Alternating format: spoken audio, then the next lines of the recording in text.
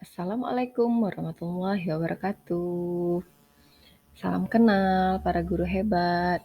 Saya Isni Rama Aprianti akan memberikan pemahaman mengenai topik Merdeka Belajar. Nah, apa yang akan nanti kita peroleh pada hasil pembelajarannya? Yang pertama yaitu pemahaman gagasan dan prinsip pendidikan berdasarkan pemikiran Ki Hajar Dewantara. Dan yang kedua, pemahaman untuk memfasilitasi murid agar tumbuh sesuai dengan kodratnya. Dan yang ketiga, penerapan pembelajaran yang memerdekakan murid. Mari kita pelajari modul yang pertama yaitu mengenali dan memahami diri sebagai pendidik. Sebagai seorang pendidik, kita harus mampu memahami karakteristik dan kebutuhan murid. Dimulai dari mengenali diri sendiri, yaitu kekuatan dan kelemahan diri kita.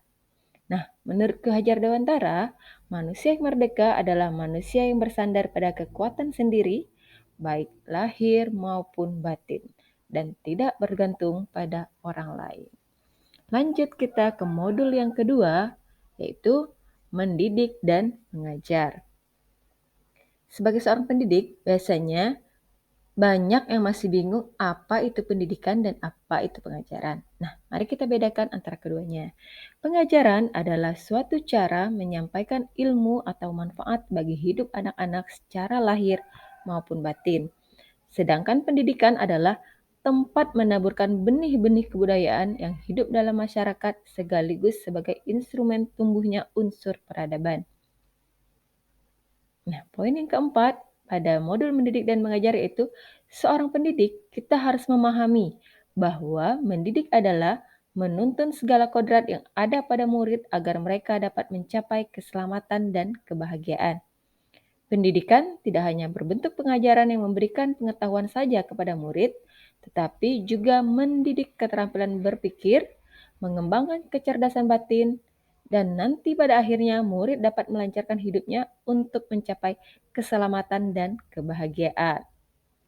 Lanjut kita ke modul yang ketiga yaitu mendidik dan melatih kecerdasan budi pekerti.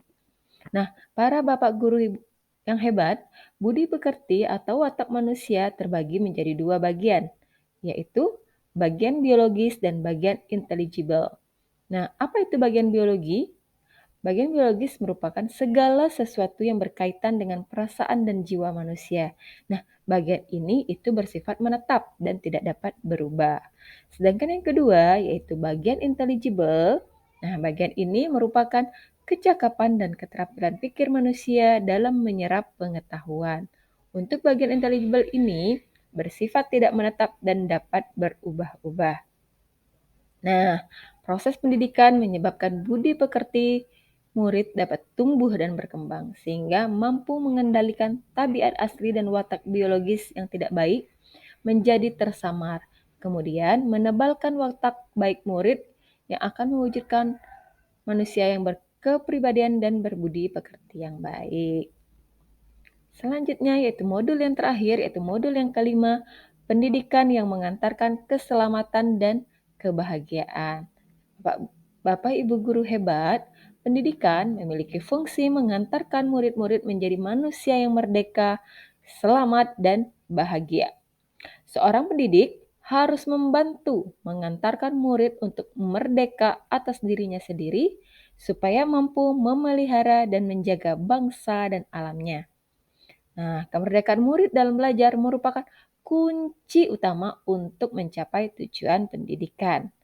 Jadi, jika untuk dirinya sendiri ia tidak bisa mencapai selamat dan bahagia, bagaimana mungkin ia akan memelihara dan menjaga dirinya, keluarganya, masyarakat, bangsa, ataupun alamnya. Nah, terima kasih Bapak Guru hebat yang dimanapun Anda berada. Semoga apa yang saya sampaikan bisa bermanfaat. Sekali lagi, salam. Saya Isni Rama Aprianti dari SMP Negeri 28 Batanghari. Wassalamualaikum warahmatullahi wabarakatuh.